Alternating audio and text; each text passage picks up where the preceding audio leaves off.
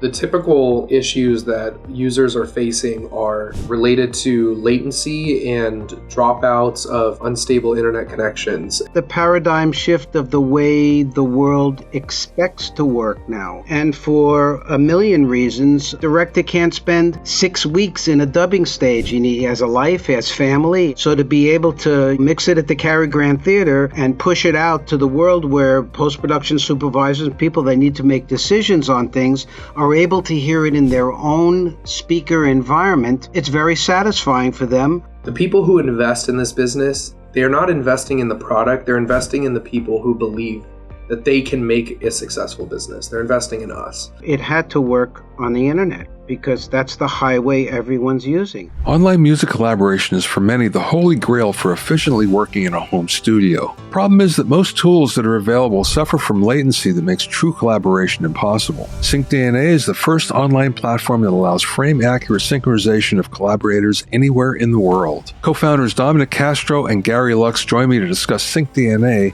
and how it's been helping mixers, musicians, composers, directors, and producers do their jobs more easily. Dominic and Gary are not tech guys trying to adapt to the music business, by the way.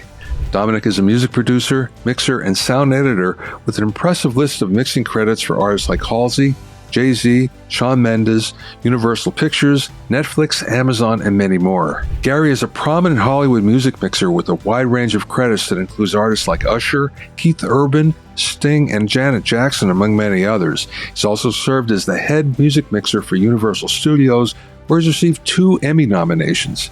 He's widely known for his expertise in Dolby Atmos immersive mixing. During the interview, we talked about overcoming latency and distance limitations, SyncDNA's impact on music and film collaboration, platform's cost structure and subscription plans, and much more. I spoke with Dominic and Gary from their studios in Los Angeles. So there are a lot of collaboration tools on the market. And where is the normal problem that you run into with what's currently available as compared to SyncDNA? The typical issues that users are facing are related to latency and dropouts of, unstable internet connections. And typically a lot of the current solutions in the marketplace are chasing, the fastest connections available, streaming data as fast as it can come out of the pipeline, which is obviously subject to dropouts and elasticity. So very similar to being on FaceTime. If the internet drops out for a second, audio and video can get glitchy and so forth. So what we've done is we've created an intelligent and robust synchronization and transmission engine that basically analyzes everyone's connections when they join the system. And it determines an amount of time in which it takes to synchronize the transmitting or the real-time transmission of audio and video assets. And then it distributes those to all of the participants, synchronizes them to the same frame, and then rolls. So everyone is having a real-time experience while these assets are being transmitted. And so it allows, the best way to say it is that, the internet is very elastic and belt-driven, and we've made it gear-driven. Well, the other thing, too, is the fact that there's also the participants' audio and video along with the audio and video that you're transmitting. So you don't have to run a separate Zoom session or anything on the side. No, we took a different approach with this. When we decided to embark on this journey of building a remote collaboration platform, we realized it really does need to have everything. You can't really just tackle one problem, being, the audio and video streaming and transmission. We really need to be able to be all-encompassing. And so we decided to integrate video conferencing into the platform, which has auto-muting and intelligent noise reduction. So that way we can have a conversation in real time with, synchronized audio and picture. Okay, tell me about the journey then, because this is a long time in coming. So how did that happen? We actually have a date. It's March 12th, 2020. About 2 minutes before the pandemic hits, Dominic comes to me. We had worked on a movie together, and where the director and the composer, one was in Nashville and the other's in L.A., and the they were sick and tired of flying to each other because the director was very hands-on in the writing of the music, and they said, Dominic, you got to come up with something to help the situation out. So Dominic took 3 different softwares that had nothing to do with each other and tried to put it together, and it failed because they had nothing to do with each other. So Dominic comes to me on that date and says, I got an idea. And at that time, he comes over to the studio. We're in Pro Tools, and we send the track out to a friend of his that's in Phoenix. We send the track with the idea that he's going to overdub a guitar to the track that we send, and it's going to come back. So we sent the track, and it came back, and it was incredibly out of sync. And I said, well, let's just try like the old way with a 2-pop. So where we would create a pop, and he would get the pop, and then when we got the track back, we'd line up the pops, just like we used to do in the 35 millimeter mag days, Bobby. And so it kind of worked. And so, Dominic says, what do you think of it? And I said, it's horrible. it's not professional. I said, but I know what you were up to. And I think we can really, move on to something. And then we just started the journey, taking on other partners and whiteboarding. And we realized right then and there that we had to come outside of the internet because of the elasticity, because music and film needs to be perfect. It needs to be perfectly in sync. So when people are reviewing or musicians are playing together, that everyone's hitting their strings together, or that directors and producers are seeing the same frame and hearing the same music, whether it's being mixed in Los Angeles and the directors in London, people all over the world. Everyone had to determine where there is. It has to be the same. And so it's taken us 5 years to break the code on what we know of other solutions that are streaming and are really not exact. Plus, we had to have the communication built in. Everyone else is using their software, and then they're using Zoom. Everyone is using the solution, and then it's, Google Meet.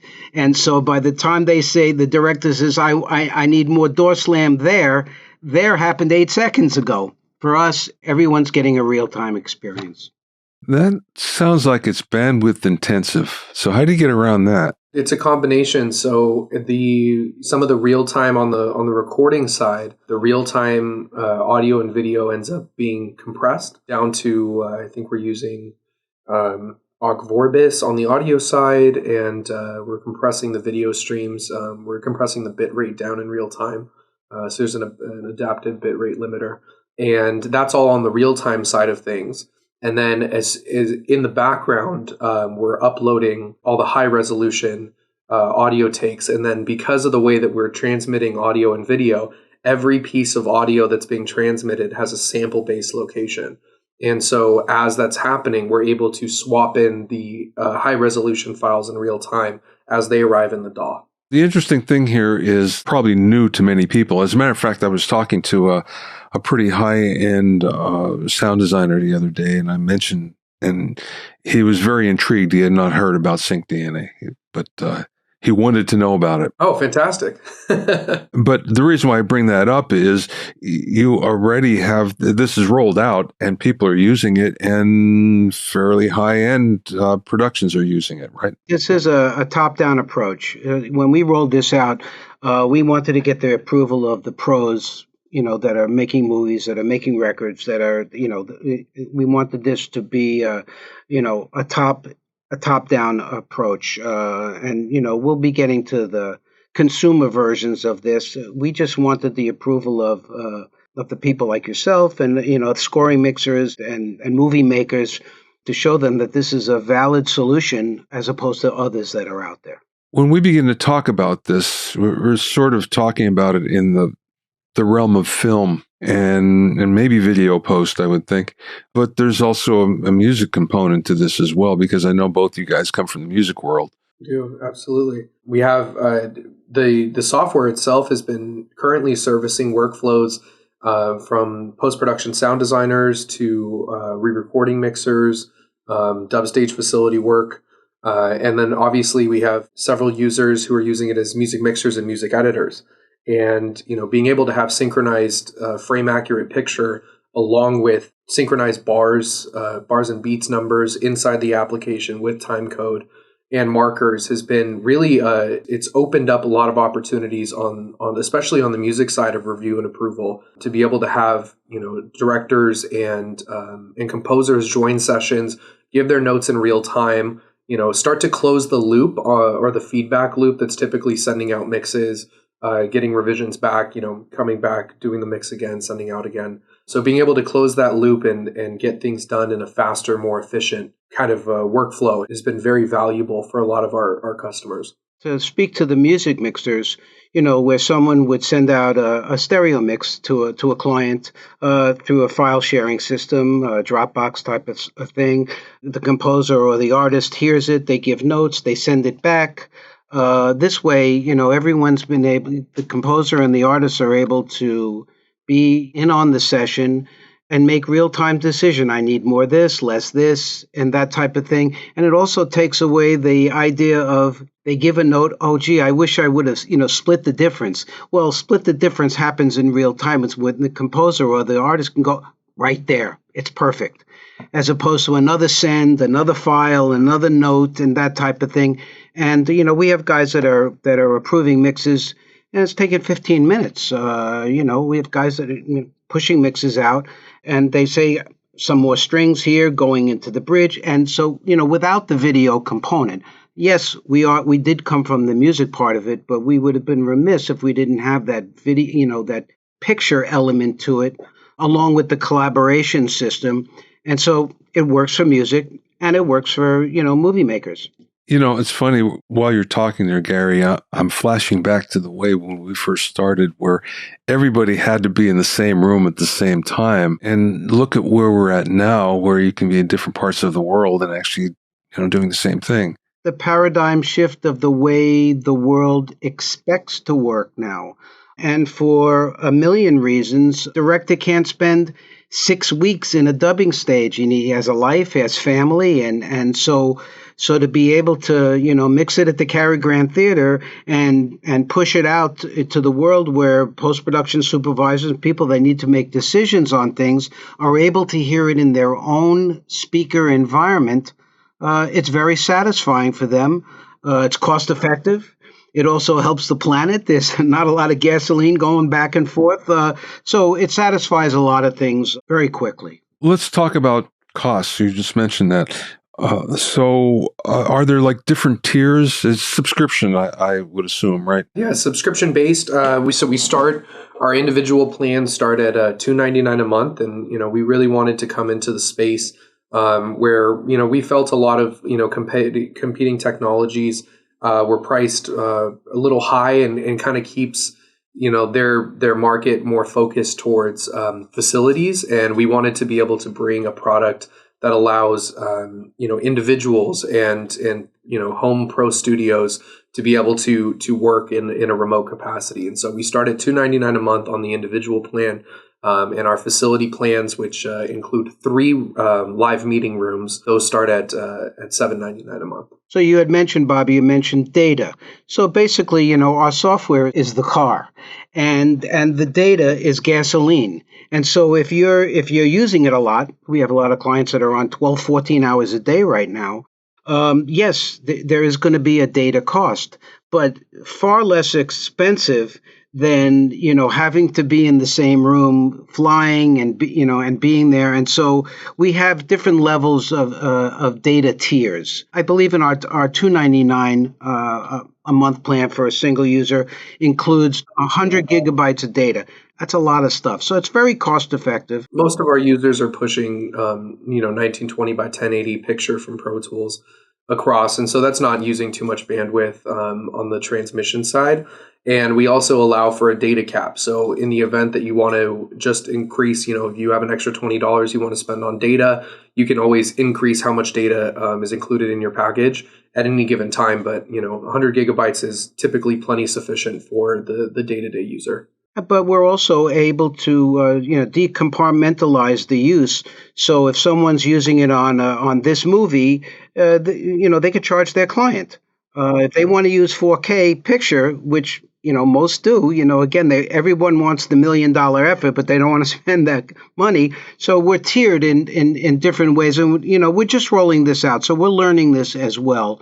People don't have a wherewithal about data or gasoline for the car, and so it's a learning experience. But certainly, if something costs $2.99, $3.99, $7.99 a month, they're able to lay that cost off to the production, and it's still to make decisions in real time globally saves an awful lot of time and money. Tell me about the specs. So it's multi-channel then, so you can do immersive. And is there a sample rate limitation? Currently, you can send out multiple multi-channel mixes. You could be sending out a 916 to one participant, a 7.1 to another, a 5.1 to a third, and a stereo to 3 or 4 people.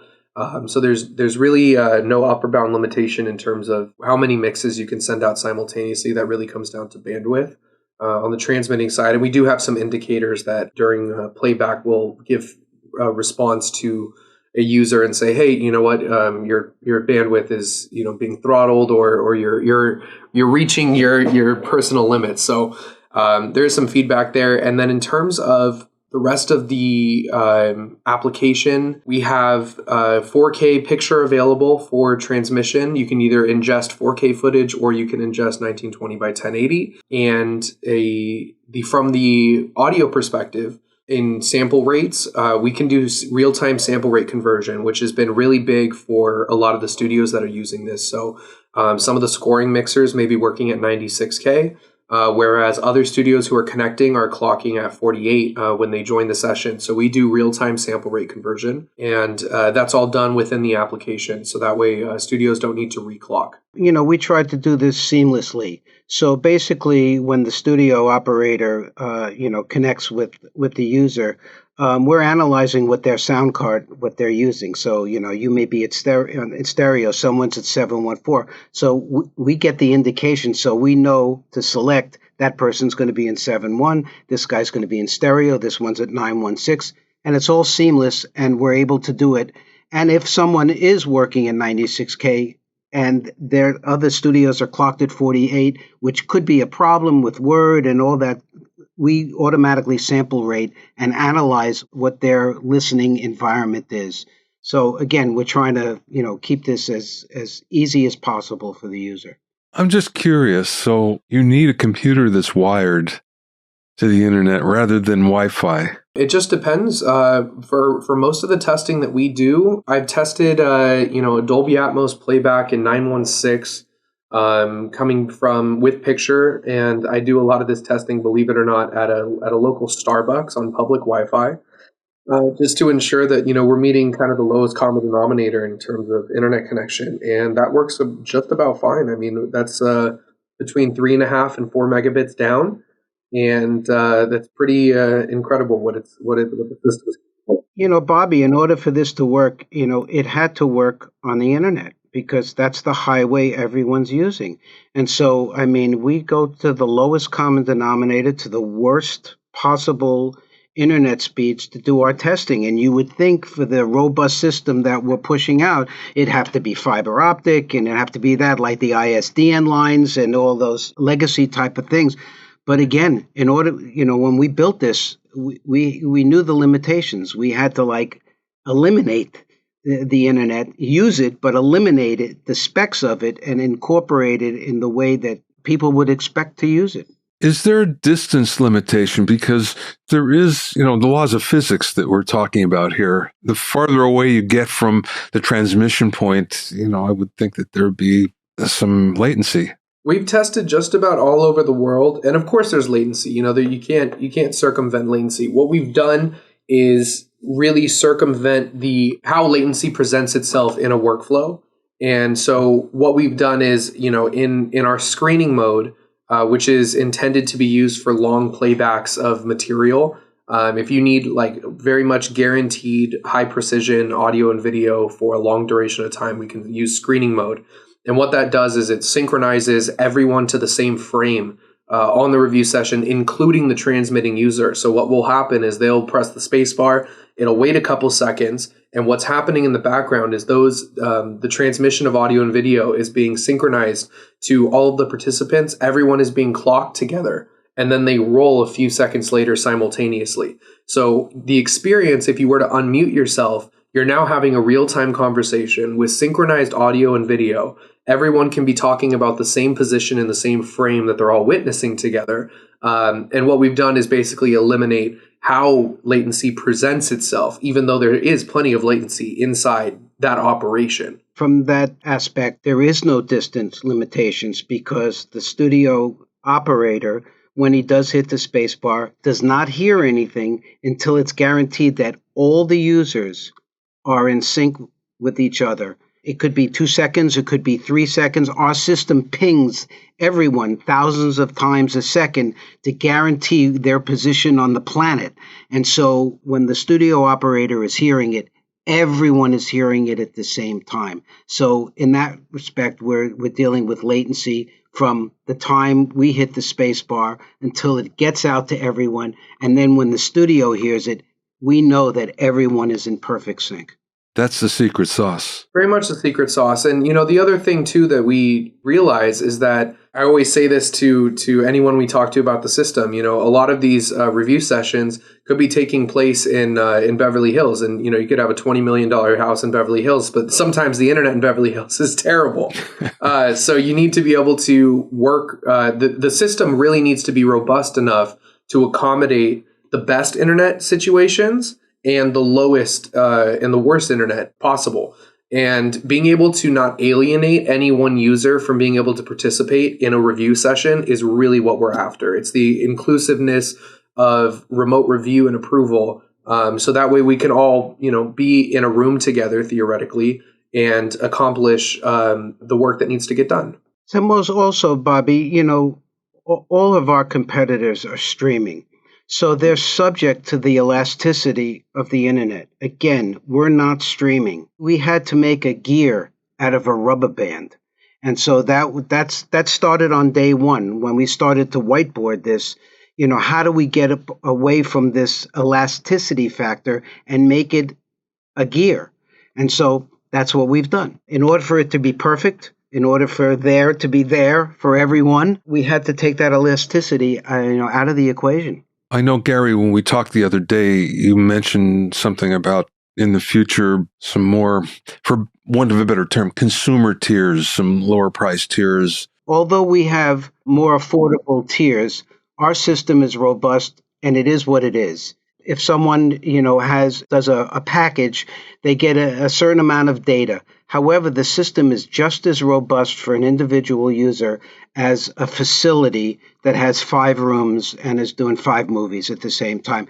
We don't know how to decompartmentalize. When I agree to mix something for somebody at a certain price, they get the $1 million effort. And so, there's no tier in the way that I mix. That's the same way that we present our software. It is what it is for everybody. It's affordable for data packs. They're buying the gasoline, They're using it just, a consumer will use it the same way the top level pros are going to use it. All right, let's go here for a second. So, Dominic, you have a very unique background in the industry. Let's talk about that for a second. Just give me some of your background because I know you started really young. I did, yeah. I did start very young. I've always had this ambition for sound, and I was very much as a kid in love with music. I was very in touch with low frequencies. I remember my dad had a subwoofer in his car when I was a baby, and I was obsessed with it. I was absolutely obsessed.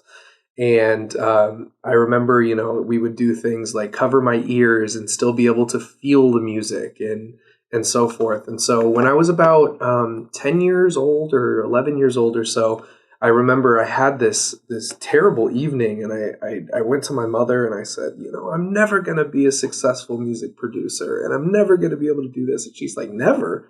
You haven't even tried yet. You're 11 years old. And so what ended up happening was I started DJing block parties at, I think I was about 11 or 12 years old.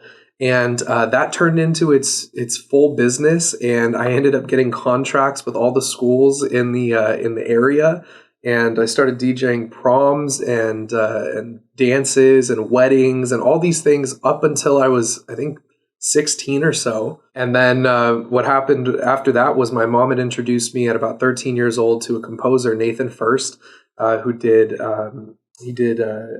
Need for Speed and Act of Valor, and he's incredibly talented. And she had gone to high school with him, so she reached out to him on Facebook and said, hey, my son is, interested in this world. Would you just be able to take him out to the industry and take him to the studio and show him that, it's a tangible world? And he was like, absolutely. So, he picks up a 13-year-old, and we drove to Culver City. And at the end of that day, he said, if you're ever looking for an internship, just let me know. And I remember I went home to my father, and I said, he's just being nice. It's, I think he's just pulling a little Hollywood, and my dad said, no, if he offered, you take him up on that. So I did. I said, absolutely, I would love to join you whenever I can. And so from that point on, every winter break, spring break, summer weekends, I was at the studio wrapping cables, listening in on conversations, watching music being written to picture, and absolutely changed my life. And then I assisted him for several years. And then next thing I knew, that movie I was doing with Nathan, they ended up bringing Gary in to be the scoring mixer.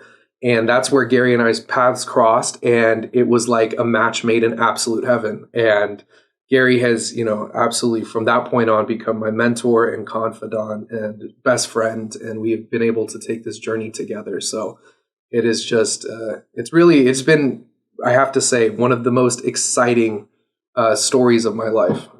Very cool. And, Bobby, for me, my credits are, well documented.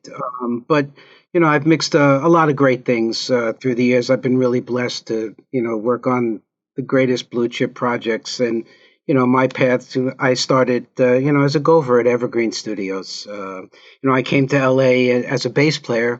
And I thought I was going to be a bass player until we started doing sessions at Evergreen, and there's Chuck DeMonico, and there's Neil Stuppenhaus, and there's Kenny Wilde, and there's David Hungate, and all the best of the best. And I go, what the hell? How am I going to be in the music business?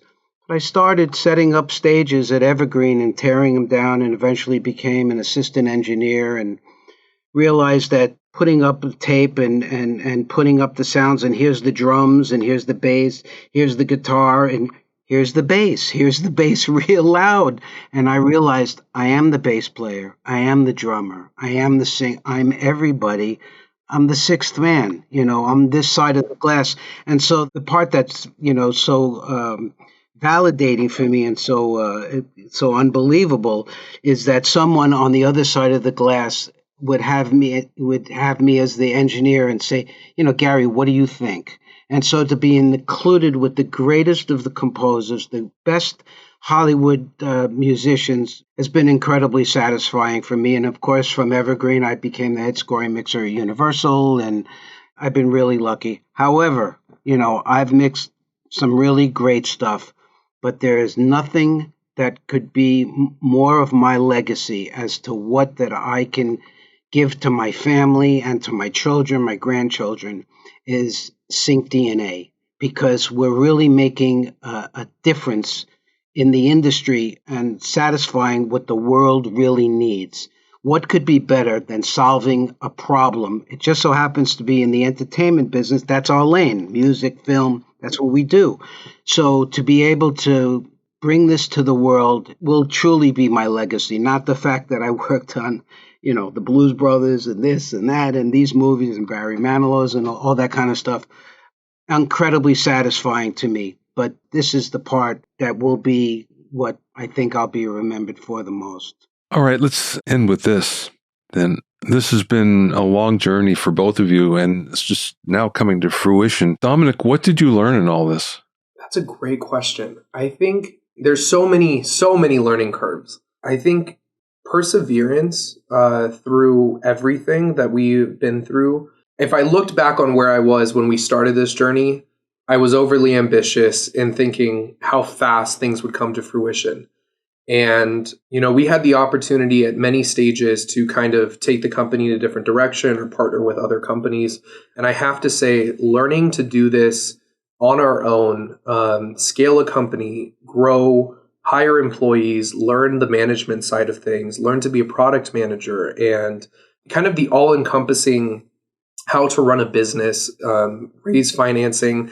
And the truth of it, we just had a board meeting a couple weeks ago, and the thing that really spoke to me out of that was that the people who invest in this business, they're not investing in the product, they're investing in the people who believe that they can make a successful business. They're investing in us. And in those moments where things get hard and you realize that, it's tough running a company, that's what you have to remember, is that these people have all, bound together to invest in your vision for what you see the future looking like. And I have to say that that's probably one of the biggest things I've learned so far. Gary, how about you? What I've learned, Bobby, is, again, I've mixed some really great things. I'm 71 years old now, and music and contemporary music is a young man's game. And although I can still mix my ass off, it takes a secure person to be able to promote and push someone like Dominic, who deserves, the right to have a career. And so, I stand behind him in his music, the way he mixes. Of course, I pass judgment on everything that he does. Together, we've mixed over 1,300 Dolby Atmos mixes for Apple Music. He mixes his brains out. I'm very comfortable in setting the soundscape of things. He takes over. I come in. I pass judgment. But, as a mentor and as a giver, because no one ever gets here by themselves. It's remarkable that, I have a partner that I'm able to trust and, with sound and with a business. And, this is, again, a young man's game. It takes someone with a lot of courage to know when to get off the stage at the right time. And I've mixed enough music in my life, and, it's his turn. But running a company, being a chairman of a company is so unbelievably satisfying to be able to empower our people, our staff, the coding team, and sit above and just sit from an upper position and just manage and see things and interject, when I need to. And so Dominic is the voice and, the brand manager, the ambassador of the company. And myself and our CEO, we're very secure with ourselves and just sit and let the youth of everything speak. So I've learned how to get off the stage gracefully, as many people don't know how to do. Yeah, right. We've seen that a lot. Oh, I love you, Gary. That was beautiful. That's a great place to stop, I think. Yeah, thank you very much, Bobby. Bobby, we're very grateful for this opportunity. Your podcasts speak volumes, and we're very, very happy to be able to reach the masses through your media. Thanks for listening and being in my inner circle. Remember, if you have any questions or comments, you can send them to questions@bobbyowsinski.com. You can also learn all about the latest in music, audio, and production news, and find out about openings for my latest online classes at bobbyowsinski.com. This is Bobby Owsinski. I will see you next time.